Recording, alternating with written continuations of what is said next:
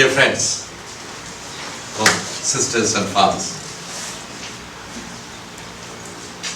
your commitment to the refugees and my own commitment have brought us together this morning once again to recapture the refugees before us and see the possibilities of what together with them we could offer, whether in the field of accompaniment or in the field of assistance or in the field of advocacy. So, first and foremost, I thank you, Felix, for asking me to come and address all those who are here, and Father Lazar again and again reminding me that this program is going to be held this morning. And I was very much struck by our morning prayer that led us into this topic. It is not only that, but also the brief introduction of Father Felix, what your general expects from you and how you could really commit yourself to the cause of the refugees. And hence, I'm really very happy that you are now, while speaking about radicalism, that you are in a mission that is the need of the hour, particularly as we think of this Jubilee year of mercy. So, I'm really happy to be with you. UNHCR, of course, they talked about all about me.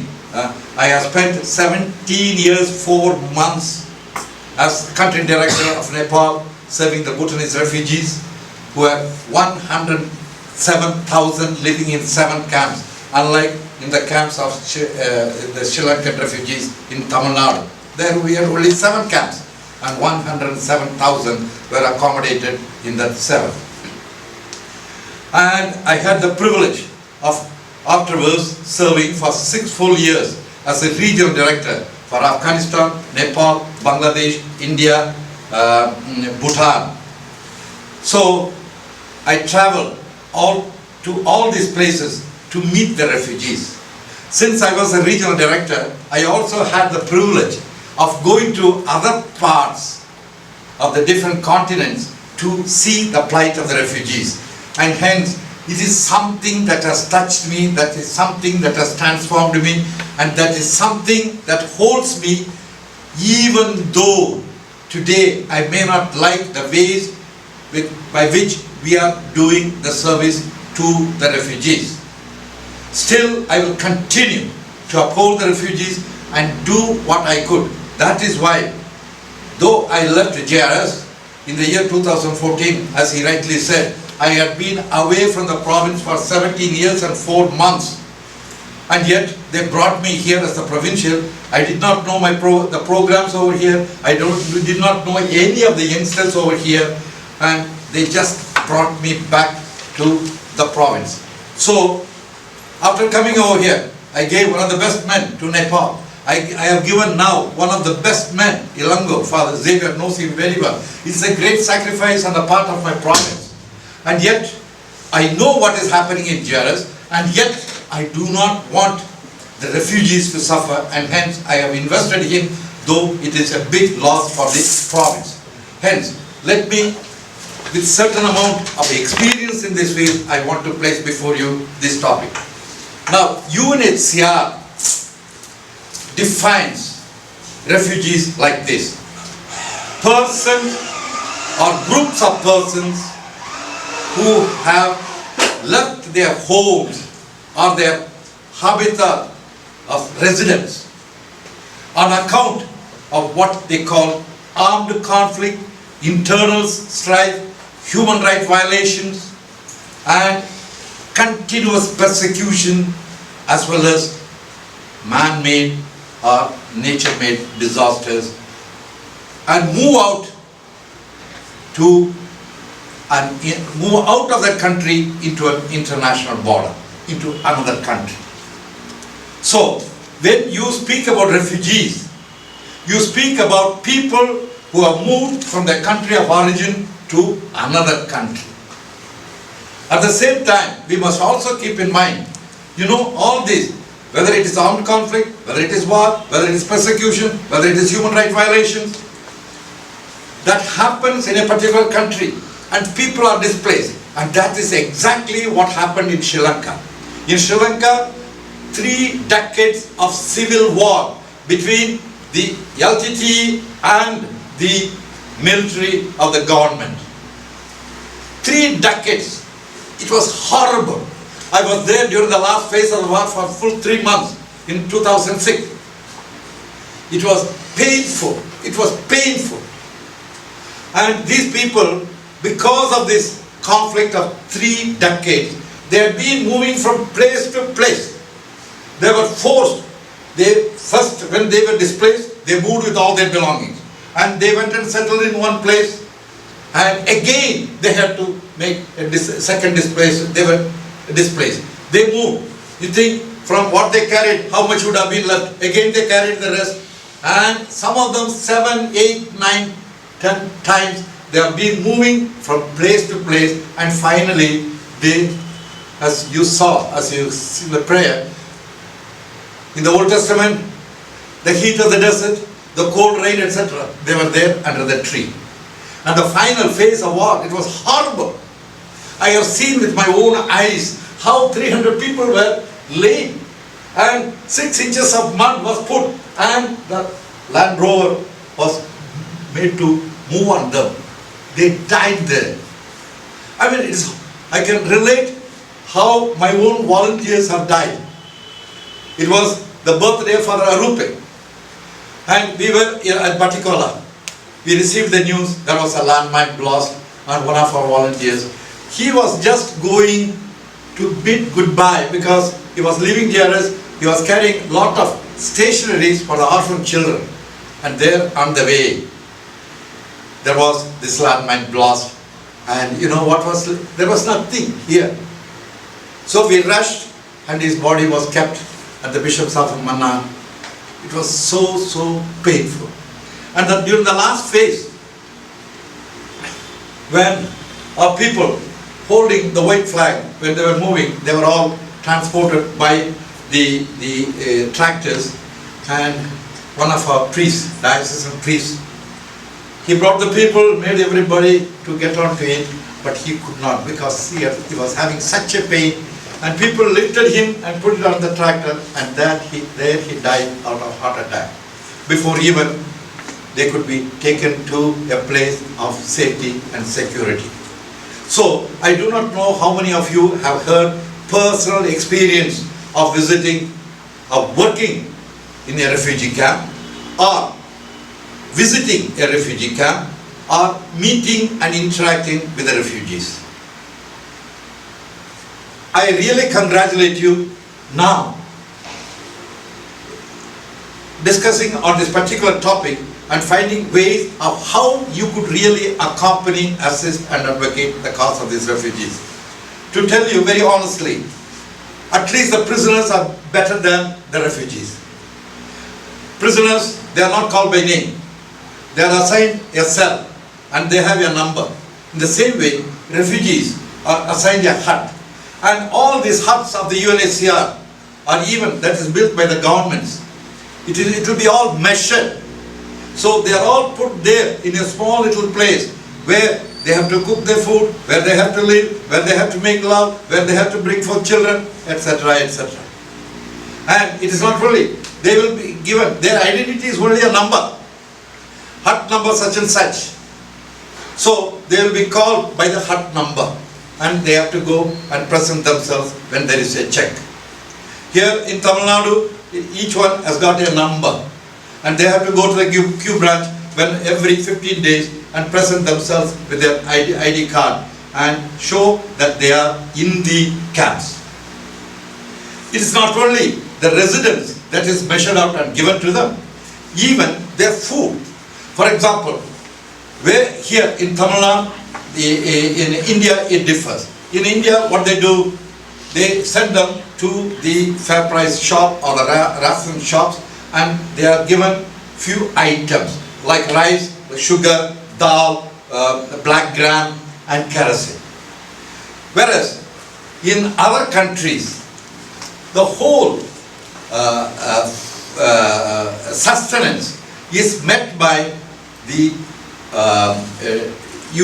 UNWFP, United Nations World Food Program, and they have put,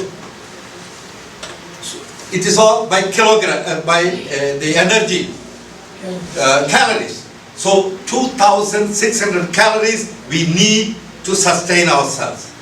Nowhere in any camp 2,600 calories are provided by UNWFP, World Food Program. So they have measured things, how much rice, how much this, that, etc., etc., etc., including banana. One banana they will get, and they are supposed to eat 1/3 in the morning, 1/3 in the evening, and 1/3 at night. Everything is calculated in the form of calorie and administered to them. If they want to have more, they cannot have it. They cannot have it. And you know, they are not given anything else. They are not allowed to go and work. They are not allowed to earn their own. In the camps of UNHCR, they are not allowed to earn anything. They have to be there. They have to be there, satisfied with what UNHCR provides them. Whereas here in India, it is different. Some other people can go out and work, but again, it is illegal. Again, it is illegal. And then what happens? Above all, there are people living in the camps. Now, many visitors, particularly the whites, they come there. Who are they? They are also like us, human beings, with their dignity, with their worth, with their value. There is no difference between you and me. They are being forced to come out of their country seeking shelter in another country, and hence they are there. So we have to respect them. So in short, the refugees become a spectacle. They are like pieces in the museum gallery for people to come and look. It is really very, very thousands. Formerly, it was in the African continent. In fact, 60% of our resources were used in the African continent to meet the needs of the refugees. Now, we will not be able to do, and then we are concentrating on the Middle East, because so many refugees, daily they are moving out from their country elsewhere to Europe and to other places. Therefore, people who know their life, who really enter into their psyche, can really feel. Refugee work is a work that flows from the heart. Let us not think if we go with our head, we will not be able to touch them. It is one of accompanying. It is one of accompanying. We have to sit and listen to their sad stories. As Wordsworth says, the still sad music of humanity. You will see how, you know, you cannot. When I went there to Nepal, the refugees themselves will say, Father, we do not believe the other. They will walk shoulder to shoulder, hand in hand, and you will find how friendly they are among themselves, how brotherly they are among themselves. No, there is a serious doubt in them whether I can believe this fellow. Yes, they don't believe, because they have gone through such an experience. They do not trust the other. Now to befriend them, to sit in front of them, and then listen as a catharsis. They pour out what they have gone through and what they are going through, and then accompany them how they could move forward with a sense of hope. They are the people with no hope. Refugees are just live in an uncertain situation. When they will be moved out, whether there are three solutions for a refugee problem. Either it should be they should be resettled, or the first thing is going back to their country of origin. Going back, repatriation. After 2.5 years, I do not get the terms. So one is the repatriation, back to their home. The second is local integration, where they are to be integrated locally. And the third solution is resettlement, resettlement elsewhere. For example, 100,000 refugees were there in Nepal. I'm so happy to tell you there are only 10,000 now. I went there in 1989. They arrived over there from 1982 to 84, and I was there from 1989 February till 2006 to 2014. I have been continuously associated with them. So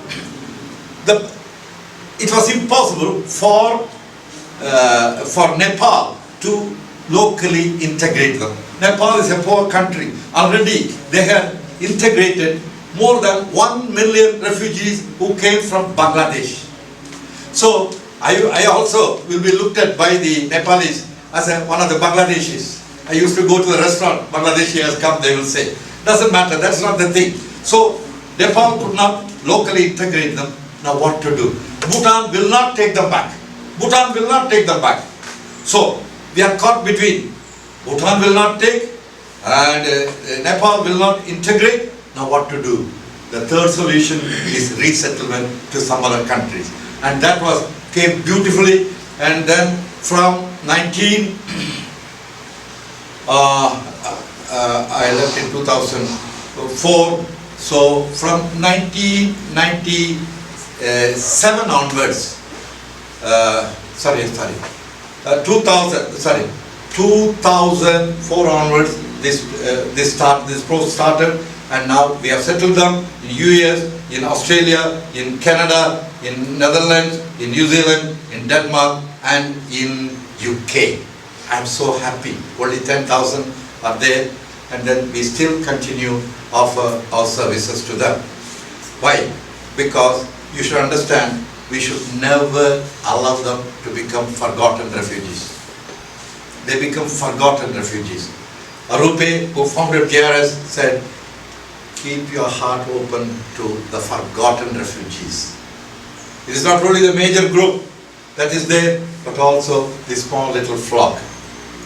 So, having given you this, I just want to present to you, you had from the Bible some of the quotations.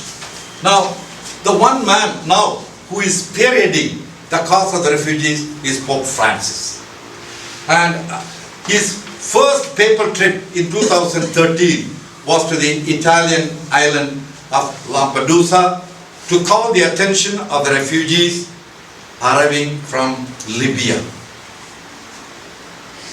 During his visit to Mexico in February 2016, he prayed beneath the huge large cross erected erected over there, just footsteps from the border with the United States, and celebrated Mass near where he spoke about the migrants. The last, that is what is more important for us. Pope Francis made an emotional visit to the heart of Europe's migrant crisis on 16th April 2016 and brought 12 Muslim refugees from Syria, including 6 children with him, to Rome abroad the papal plane. The visit was to Moria refugee camp on the Greek island of Lesbos. He made this visit along with the Patriarch of the Russian Orthodox Church and the Patriarch of Greek Orthodox Church. What Pope Francis and what the Patriarch of Russia and the Patriarch of Greek Orthodox said is very, very touching for us. Let me quote. I want to tell you, this is Pope Francis, he tells the people of the island, the Moria refugee camp, I want to tell you that you are not alone. You have endured much suffering in your search for better life.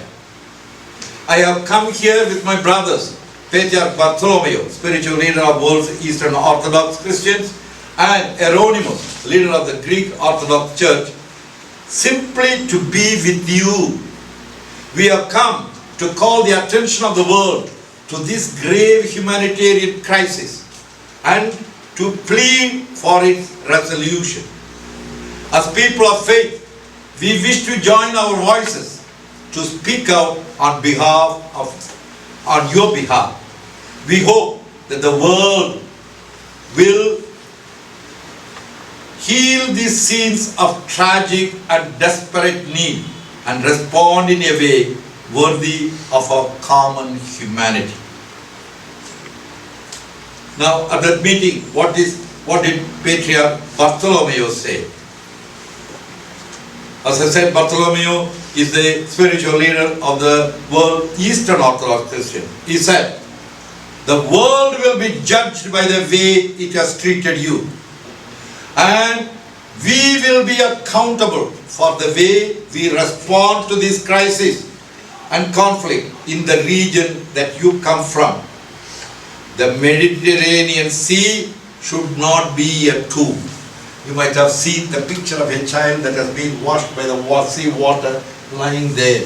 That is the one which this patriarch is referring to. The seas have become the tomb of thousands of people.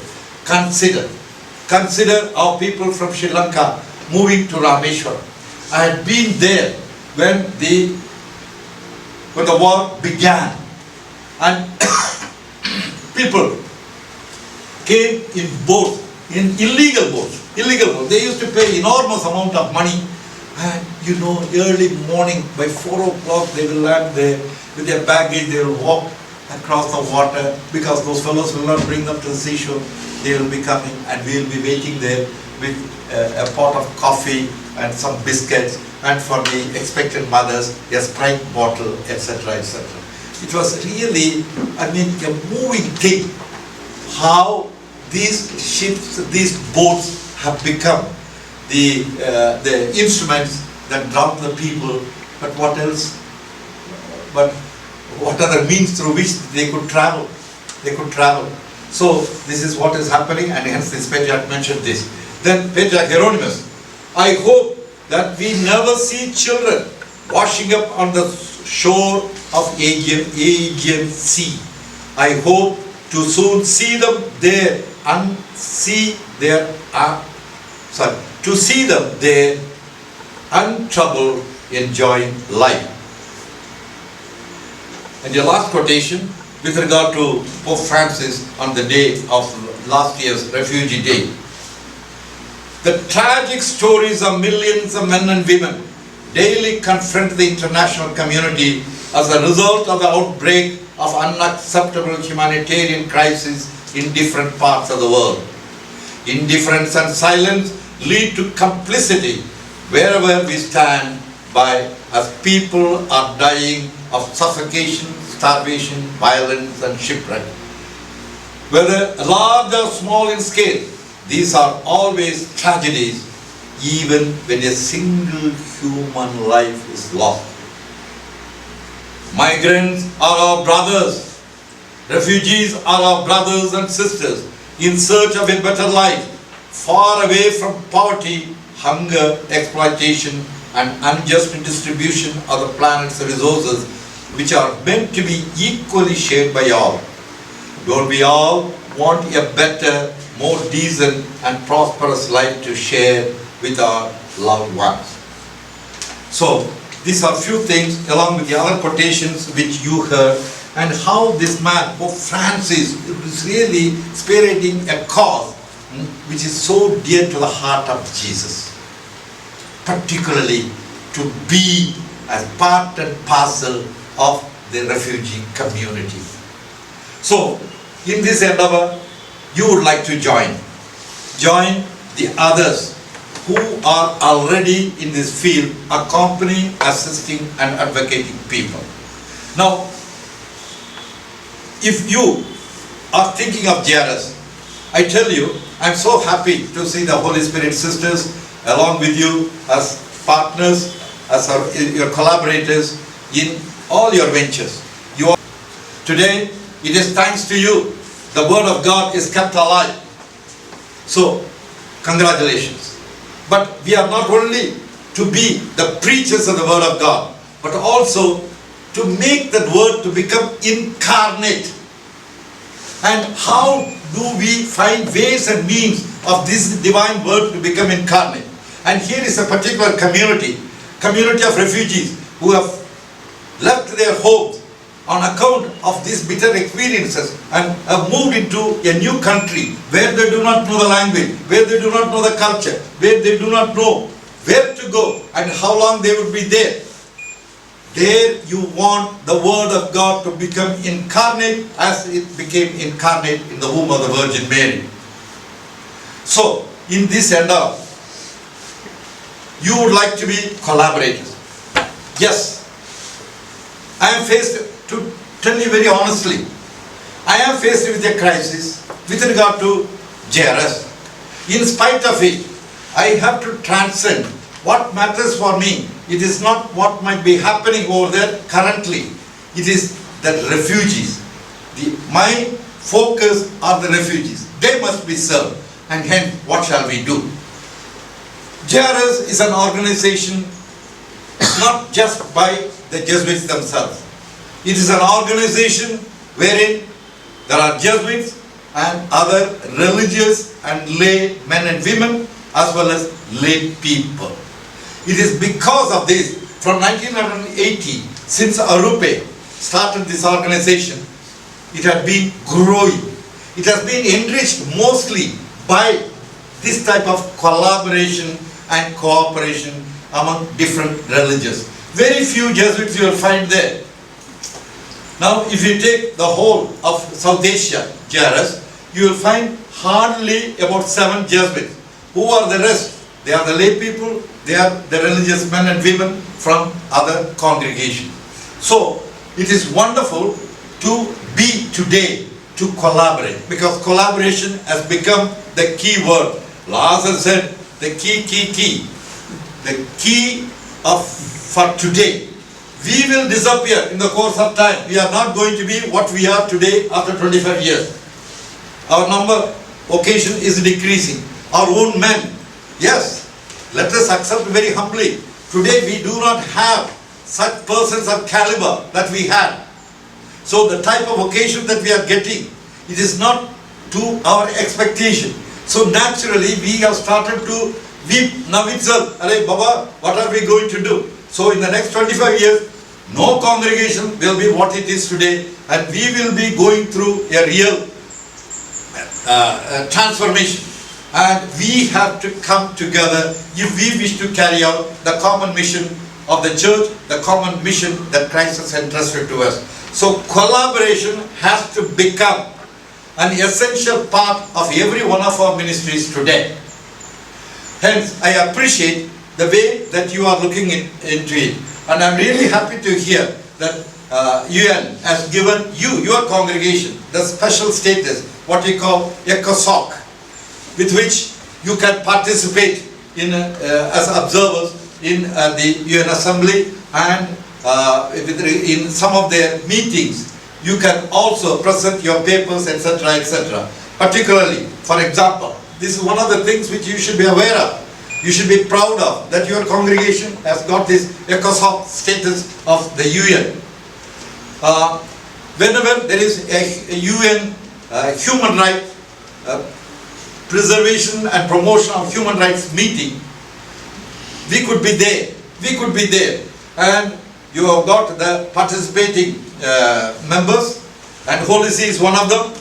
And when we want to make a presentation with regard to advocacy, for example,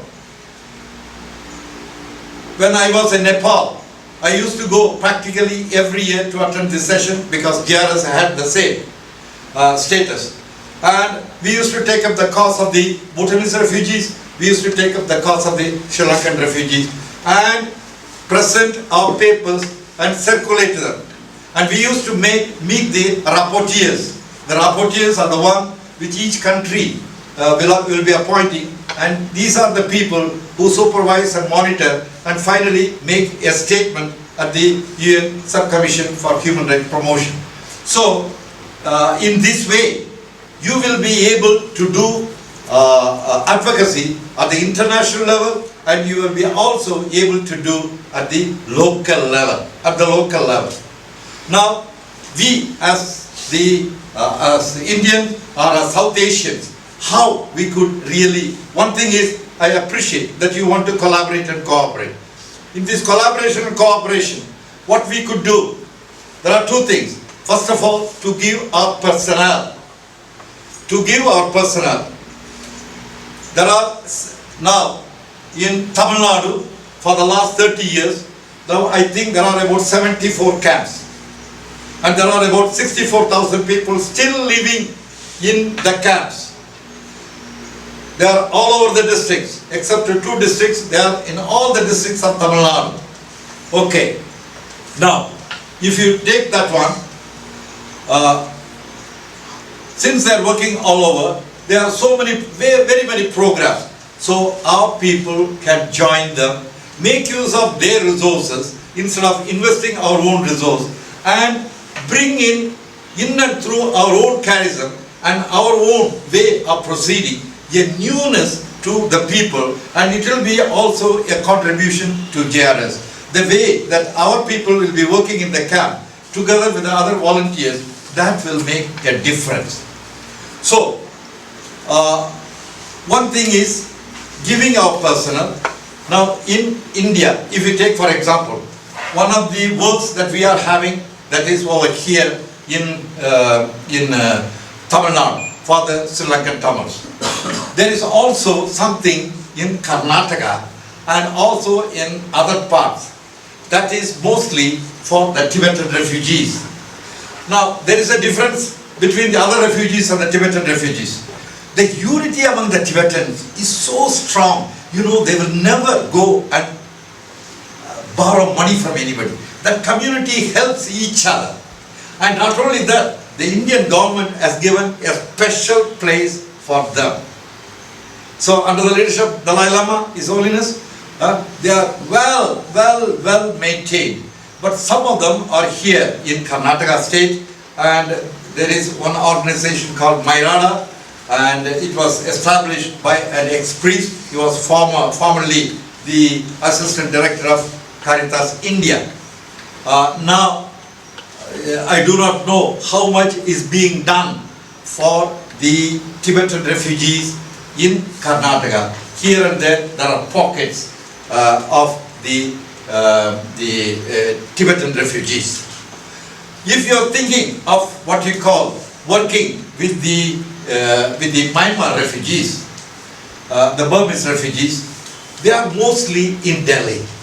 And JRS has got its own program, but they are dispersed all over. So probably we can think of joining hands and then try to do something. Then there are what you call, in Tamil Nadu itself, there are 40,000 refugees living outside the camps, 64,000 inside the camp, and 40,000 outside the camp. They have registered themselves with the government, but they are living outside. Now, the war is over, and people would like to return back to Sri Lanka, but the conditions in Sri Lanka, will it help them? So as long as the conditions are not safe over there for them, they do not have their house, they do not have their land, much of the land is still under the occupation of the military.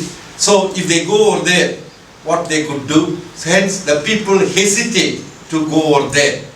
So we have to find the situations over there and see what best that we can do for them.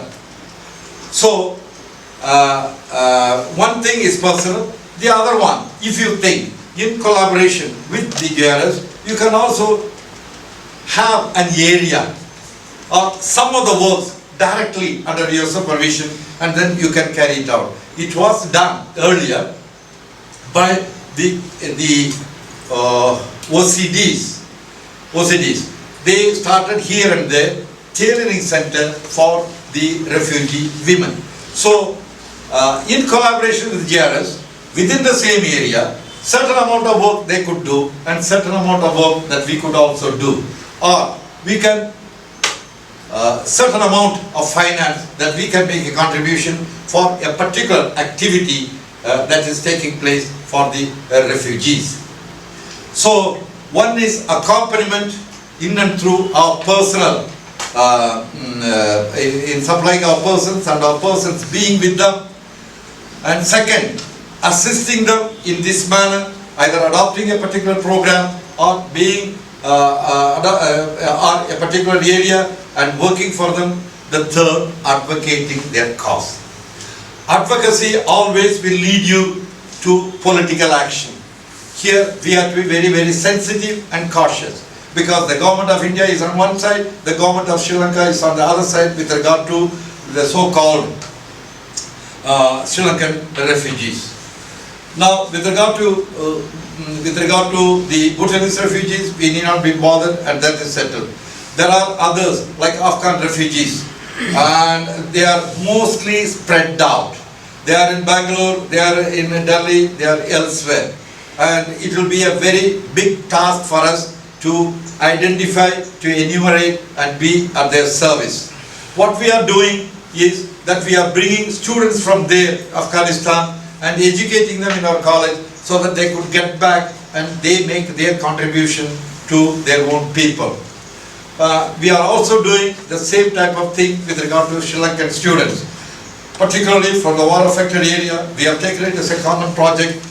The students will come to Loyola College, Loyola College, Chennai, and they will study there. And we, the southern provinces, Madurai province will sponsor 6 other students, Kerala 2, Andhra 2, and Karnataka 2. We have just started this kind of thing. We are also thinking in the war-affected area. I was there from 1st to 4th August, and we, the 5 provincials, joined together, and we went to the war-affected area and the tsunami devastated area, Mullaitivu, and we said, why don't we buy a big plot of land? We will, all of us will pool our resources together, and we will establish a school that will help these war-affected children, particularly the Tamils of north and east, northeast. They do not have much facilities for education. So we have decided that we would assist them. So in this way, see how you can enter into advocacy very delicately and take them to the international level in and through the status that you have, the ECOSOC status that you have got from UNHCR. Now, this is what I could share with you already. I thank you, Felix, for giving me the opportunity and once again enlivening in me my own commitment towards the refugees. Thank you. Any clarification? I'm ready to give you. In fact, we have 7 out of 9 provincial superiors and regional superiors here. They are the decision makers of any policy our family would make. So we have talked to the cream of our society, and we have one former provincial also. There are some who have come from different places for various other meetings, so they wanted to also listen to you. Thank you. It's time for question and answer. I find this ministry very challenging, especially with regard to you were talking about giving them hope. When we know that we cannot give much hope because we do not know what is going to happen when we are in the camp. So how do we, which are ways that we give them hope? Are you successful in Yes, I would say, see, in and through our conversation with them, in and through our presence with them, in and through by being with them, really they have a hope that there is someone near them. Secondly, this heals a lot of their wounds. And it is true, when they will be moving out, how they will be, etc. Still, you are building a kind of a base so that the human spirit will not lose completely its hope, but slowly rising up. That is what I could say. Yes. Father, when you work with the refugees, do the government suspect you that you are involved directly or indirectly in the conversion? Maybe your work, they may not see that okay you are working for the just cause, but they may be branding you that you must be doing some conversion. This is a valid question, and it is. For example, we were blamed in Nepal, that we are proselytizing. Even the Tamil Nadu government is keen to observe whether we are. But then they know that in and through our volunteers, we are not proselytizing, we are not preaching Christ or anything. It is just a humanitarian work, the visibility of the Lord's mercy and love that you show to the people. And they are so fond of it, the people. Yes, this will be always there. Yes, Swami. Why don't the government allow the people to go and work outside? That's now why the government doesn't allow. See, already unemployment is so common. 64,000. Now all these Sri Lankan refugee students, some or other, they have understood the value of education, and hence they are going to the private colleges, they are going to the government colleges, and then they are continuing their education. You know, 70% of our graduates from the Sri Lankan camps are all painters and masons. Only 30% of them are working in small companies or something like that. The thing is this, that they should not take over the job opportunities of the locals. Then they will become lazy, no? Suppose they are always within the camp. Yes, that is what you call, there is a lot of, when we analyze in the beginning, when we did not, they were coming into Nepal from 1982 and the flow stopped in 1984. Till 1986, if we see the demography, the birth rate was so high because they had nothing else to do. They ate the food that was given by WFP and no other facilities. The initial stage, they multiplied. Then after that, slowly, there was what you call that control. Now it is not happening actually, to tell you. They are not idle. Most of them illegally go out either for coolie work, quarry work, etc., etc.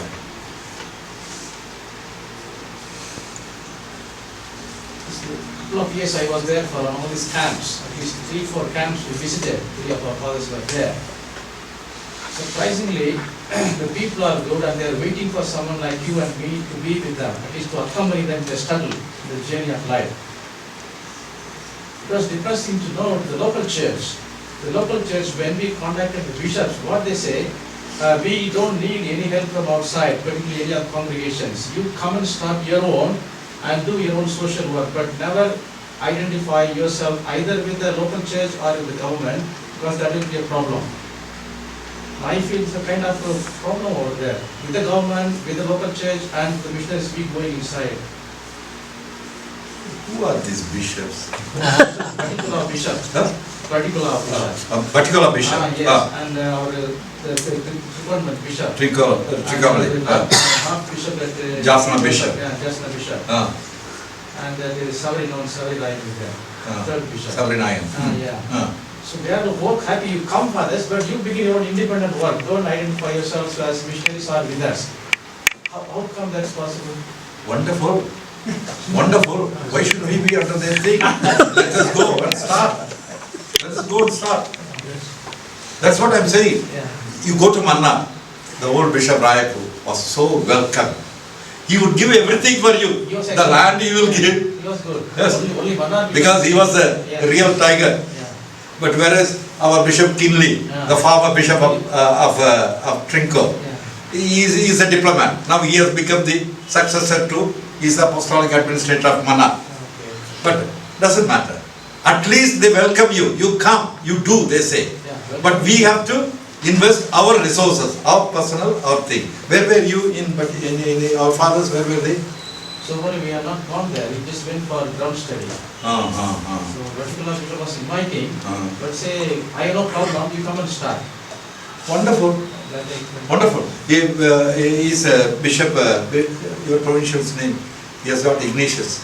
He is from Tanamane village and then he belongs to, so he has taken. Nice man. And you have a lot of priests who will be in support. Now, it is a good opportunity for you. Jairus is going to exit from Sri Lanka, which I do not at all subscribe. I have just gone through the report that has come. Okay, let the Sri Lankan Jesuits hereafter manage. So it's a good opportunity for you. Go to Batikola or go to Manna. The two. Or you can also go up to Jaffna. Jaffna it is predominantly by the so-called YMIs. There are a lot of YMI priests and they are doing wonderful work over there. Whereas in Batikola area and Trinco area, it will be good. Go for Trinco, go for Batikola. Go for Batikola. That's a war-affected area. Our Karuna belongs to that area. So you can take both Trinco and Batikola. YMIs have joined our group in the UN. Oh, wonderful. So there is some possibility to work with them. Oh, wonderful. Some time ago we had a networking with a high-level panel created by the United Nations to look into the atrocities or human rights violations in Sri Lanka towards the last phase of war. And we had helped them to have access to documents and reports and also interview with eyewitnesses. And Sri Lankan government refused to be such a one. They did not allow them to enter Sri Lanka. So at the end, the report presented by this high-level panel went against the government of Sri Lanka. Unfortunately, Cardinal Malcolm Marshall supported the government, not the committee and the UN. I tell you, Malcolm is totally sold himself to the government. Even his opening address when he came back as a cardinal, it was shattering for us. He has identified himself with the government. We do not want. That is why this advocacy work will be very sensitive, but then we have to move ahead. We have got two good lawyers there at Trinco. He is the one who is trying to do this kind of enumeration and documentation. You can be of great help to him. And the YMIs in Jaffna, they are also doing a wonderful job. Networking and collaborating. Even two people. They have two provinces there. And we are good. Very good. I appreciate with their general, Father Louis. Ah. So we have limited resources, limited personnel. Even if we decide to take something, that will take time. And also we can take only baby steps. Not even baby steps. Doesn't matter. One step. Once you have taken one step, automatically you will have the second step. Yes, Swami. Where are you going to start? Where are we going to start? Mullaitivu. Mullaitivu. Right at Mullaitivu. Build and give to us and go. No. Build the school, give to SOD student, then you go next to the ones. It depends on the next provision. Rasaya, he was a Tamil from Jaffna, so he was taking the initiative. We do not know. Everywhere you know, let me be very frank.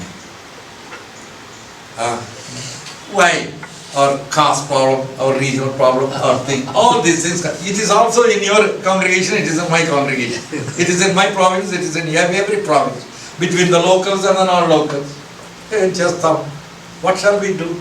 So, namely there, between the Sinhalese and the Tamils. So, yes, we have agreed. Each one of us will contribute certain amount of money and we will buy this, etc., etc. But Mullaitivu is a very good area. Mullaitivu is comes under Manna. Start somewhere. Even small step, Felix is very good. We do not require much resources, but let us give a man. Shall we? Maybe the last intervention. Are there any religious congregations or sisters, like the priests who get involved in this? Yes, sister. The Good Shepherd sisters are there. The Holy Family sisters are there. They are the bigger groups over there. The communities there? No, their communities are there. They are working also. They are wonderful people. Wonderful people. These two groups which we can rely upon. rely upon. All that you have to find out where they are working, particular works which they have described in our thing. Yes, yes. So,